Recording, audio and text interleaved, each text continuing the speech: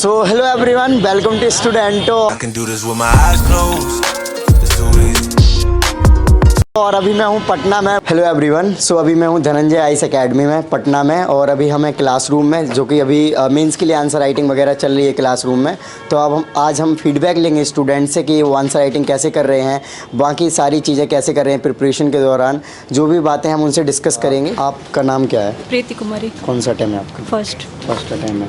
तो अभी आप आंसर राइटिंग कर रहे हो, तो आंसर राइटिंग में सबसे इम्पोर्टेंट पॉइंट्स क्या लगते हैं आपको? सबसे इम्पोर्टेंट है कि कंटेंट है उसको स्ट्रक्चरिंग कैसे करना है और क्या क्या पॉइंट्स लिखने हैं जो कि इफेक्टिव आंसर बने। से पहले था कंटेंट था तो ये पता नहीं चलता था कि क्या लिखना है क्या नहीं लिखना, स्ट्रक्चरिंग कैसे करना है। तो स्ट्रक्चरिंग, कंटेंट और इंट्रोडक्शन ये कैसे लिखना है, ये है। राइट। एक और चीज़ होती है, जैसे हम कभी क्लास में करते हैं, फिर कभी भी टेस्ट सीरीज़ देते हैं, जब हम ऐसे माहौल में होते हैं या फिर हम सेल्फ स्टडी करके वही चीज़ सेम कर रहे होते हैं, तो आपको कहाँ पे प्रोडक्टिविटी ज़्यादा लगती है? क्लास और उसके बाद सेल्फ स्टडी दोनों करने से। जैसे कि टेस्ट सीरीज काइंड ऑफ, जैसे आंसर लिख रहे हो तो अभी इधर ये टाइम लिमिट मिलता है, और जब हम सेल्फ स्टडी कर रहे होते तो उधर टाइम लिमिट, और कभी हम रिसोर्सेज भी कॉपी कर लेते हैं किताब से या फिर मोबाइल वगैरह से। वो कॉपी तो करते हैं, बट क्लास में होता है कि इंस्टेंट माइंड लगाना पड़ता है, तो उस टाइम जोड़ पड़ता है दिमाग पे, तो उससे भी थोड़ा सा फास्ट वर्क करता है। राइट। तो अभी आप आंसर राइटिंग कर रहे हैं, सबसे पहले तो आप नाम बताइए अपना। श्वेता कौर। और कौन सा टाइम है आपका? मेरा थर्ड है। थर्ड टाइम है। उसके पहले आप 2 बार प्रीलिम्स दिए हैं? हाँ, 2 बार दिया। पहली बार में 2 नंबर से सेलेक्ट नहीं हो पाई थी, और दूसरी बार में मेंस 20 नंबरों से छूट गया। मेंस छूट गया था, तो इस बार आप फुली मेंस पर फोकस कर रहे हो, आंसर राइटिंग। जी बिल्कुल। तो कितने आंसर लिख रहे हो आप? अप्रॉक्स 1 आंसर्स पर डे फ़िलहाल है, और अभी मेरा फोकस कंटेंट और सिलेबस को कंप्लीट करना है, और दिसंबर के बाद हमारी स्ट्रैटेजी है कि फुल्ली आंसर राइटिंग पे फोकस करना है। जी। तो आंसर राइटिंग में भी क्या होता है, ऑप्शनल हो गया, बाकी जीएस के सब्जेक्ट हो गए, तो कैसे फोकस करते हो कि पहले कौन से आंसर हमें लिखने चाहिए, कौन से सब्जेक्ट के लिखने चाहिए या फिर ऑप्शनल के लिखने चाहिए? नहीं, देखिए उसमें हो जाता है कि जीएस में थोड़ा सा सतही तौर पे क्वेश्चन रहता है, हालांकि पढ़ना उसमें भी डिप रहता है, लेकिन ऑप्शनल में आपसे स्पेसिफिक नॉलेज की डिमांड की जाती है, तो थोड़ा सा ऑप्शनल को भी टाइम देना इक्वली इम्पॉर्टेंट हो जाता है। सो अभी आप जैसे धनंजय सर के साथ आंसर राइटिंग कर रहे हो, तो आंसर राइटिंग जब करते हो तो सर सारे सब्जेक्ट के अच्छे से करा पा रहे हैं या फिर पर्टिकुलर कोई सब्जेक्ट की? नहीं, तो वो आंसर राइटिंग में सारे सब्जेक्ट्स को इक्वली वेटेज दिया जा रहा है, इक्वली इम्पोर्टेंस दी जा रही है, तो एक एक करके सब्जेक्ट वाइज सब्जेक्ट सबको सबके कॉन्सेप्ट क्लियर किए जा रहे हैं, यहाँ पर सबका सिलेबस कंप्लीट करवाया जा रहा है, और इतना ही नहीं, सबकी आंसर राइटिंग प्रैक्टिस भी करवाई जा रही है, और उसे पर्सनली सर खुद चेक करते हैं, और जो भी कमियां होती है, जहाँ पर इम्प्रूवमेंट के स्कोप होते हैं, उसे सर खुद बताते हैं। Right. लेकिन इतना कह सकती हूँ कि मैं सही गाइडेंस के अंदर मेहनत कर रही हूँ, तो मेरा गाइडेंस सही है जिस पर मैं अच्छी तरह से ट्रस्ट कर रही हूँ। आगे क्या होगा फिलहाल कुछ कहना सही नहीं। Okay, all the best. Okay, आपका नाम? संध्या आनंद। ओके, सो कौन सा टाइम है आपका? First time. राइट। तो जैसे अभी आंसर राइटिंग कर रहे हो, तो आंसर राइटिंग में जब क्वेश्चन आप कर रहे हो तो वो खुद से ही सारा पढ़ के आए हो या पहले सर ने पढ़ाया उसके बाद आप वो आंसर कर पा रहे हो? नहीं, कुछ हमारा पढ़ा हुआ है, जैसे कि आप अगर पीटी के लिए, हम लोग पीटी के लिए पढ़ते हैं, तो उसमें वो थॉरो रीडिंग तो करनी ही होती है एक बार, तो उस समय काफ़ी कंटेंट मेरे पास उस समय के थे, और अभी जैसे वो एक तरीके से कंसोलिडेट हो गया है, क्योंकि अब आपको जो भी हमने पढ़ा है वो एक इम्प्लीमेंट करना है उसे, तो with in time frame and with in space, तब 4.5 पेज में कंप्लीट करना है, तो इस तरीके से कंसोलिडेशन प्रोसेस हो रहा है, और इस कोचिंग से काफ़ी हेल्प मिल रही है। राइट। जब हम आंसर राइटिंग करते हैं तो स्ट्रक्चर बनाते हैं कि उसमें माइंड मैप होना चाहिए, फ्लो चार्ट होना चाहिए, कंक्लूजन होना चाहिए, या फिर डिफरेंट काइंड ऑफ चीज़ें होनी चाहिए, तो आप क्या क्या पोर्शन को, मतलब कौन कौन से पॉइंट्स रखते हो आंसर में कि ये सारी चीज़ें एटलीस्ट एक आंसर में होना चाहिए जिससे वो बेहतर आंसर लगे?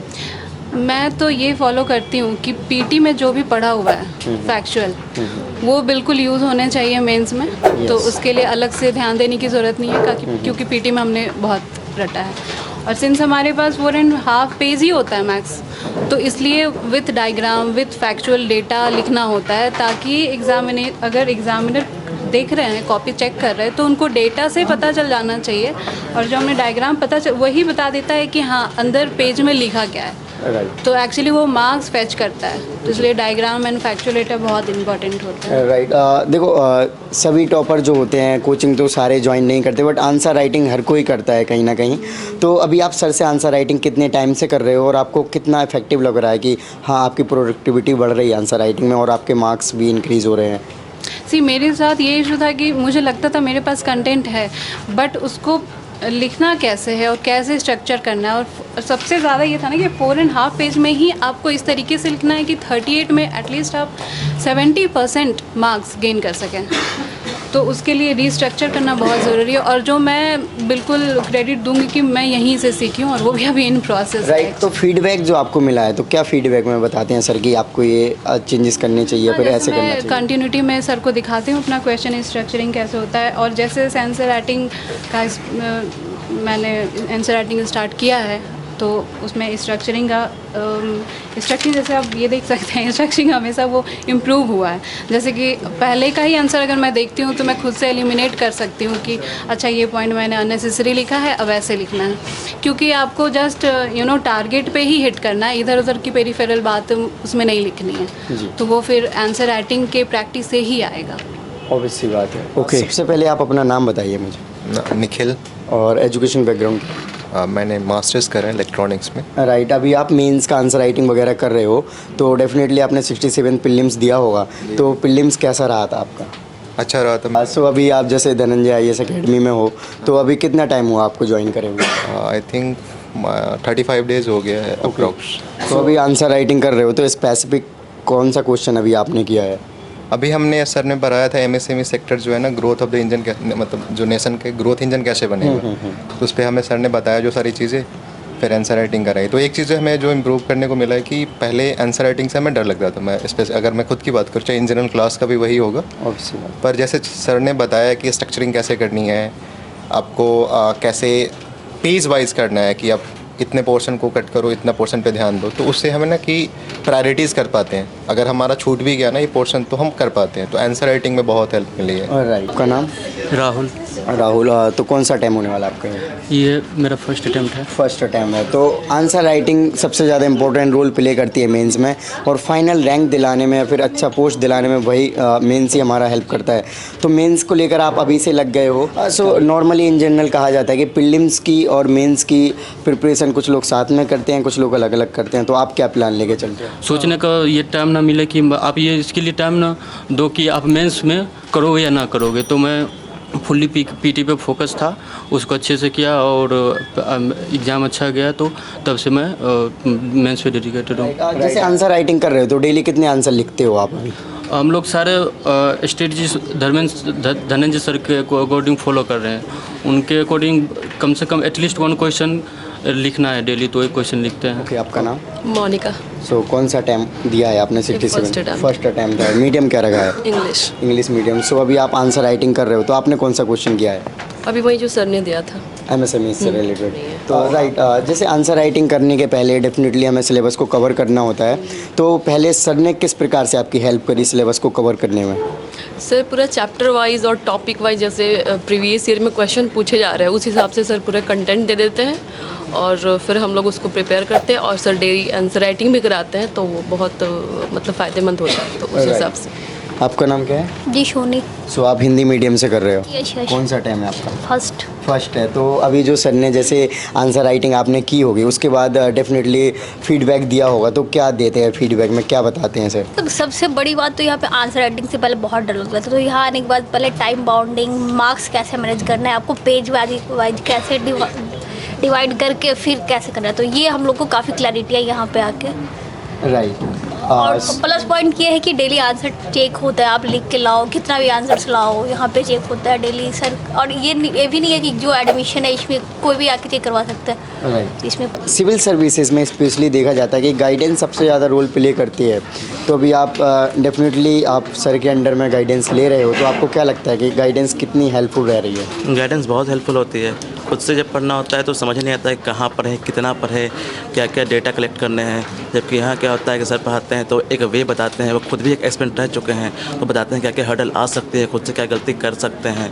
और फिर होता है ना कि जैसे खुद से अगर हम कंटेंट कलेक्ट करते हैं तो यहाँ कंटेंट वहाँ कंटेंट में बहुत टाइम लैप्स हो जाता है इसमें। और यहाँ है कि सब कुछ मतलब सर कलेक्ट करके दे देते हैं तो वो हम लोग को याद करने में और उसको प्रेजेंट करने में काफ़ी ईजी होता है। राइट, तो एवरेज कितने घंटे आपका क्लास रहता है वैसे देखा जाए? ऑनलाइन एवरेज 5-6 घंटे क्लास रहती है। 5 से 6 घंटे। सो अगर बात की जाए BPSC या सिविल सर्विसेज में गाइडेंस का कितना ज़्यादा रोल है आपके अकॉर्डिंग सभी के?